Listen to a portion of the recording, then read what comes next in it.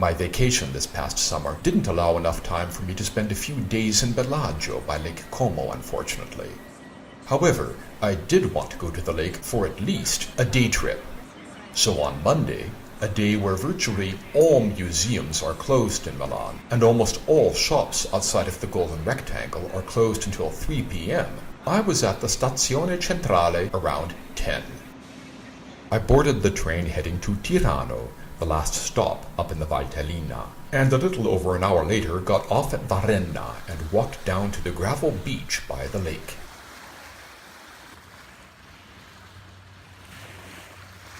Lake Como is at its widest point here in the middle of the lake between Varenna and Menaggio, directly opposite.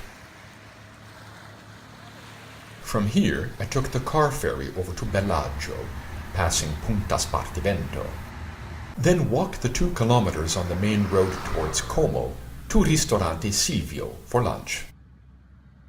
A very pleasant sunny day, it was perfect for sitting outside under the pergola with a view of the lake. This view is familiar to me from many previous visits, but it never gets tired. It being lunch, I had a much lighter meal than I would have ordered for dinner if I'd been staying at the hotel.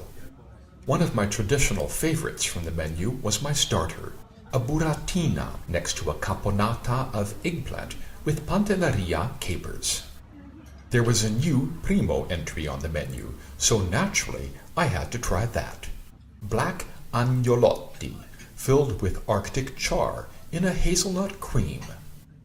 A surprising amount of sauce for a primo in Italy, but I found it very agreeable.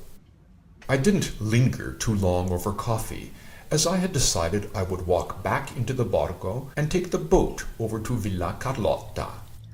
When I got there, it was too late to enter the gardens, which I had visited on a previous trip, but I still got a nice clip of the fountain and elaborate staircase leading to the villa's entrance.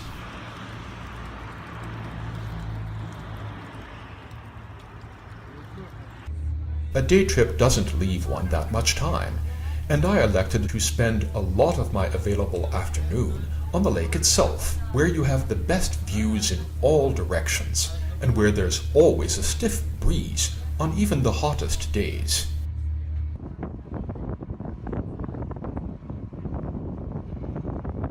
Going back, my boat stopped at Bellagio, then crossed the lake to Menaggio, offering great views to the north, and then we crossed back to Varenna.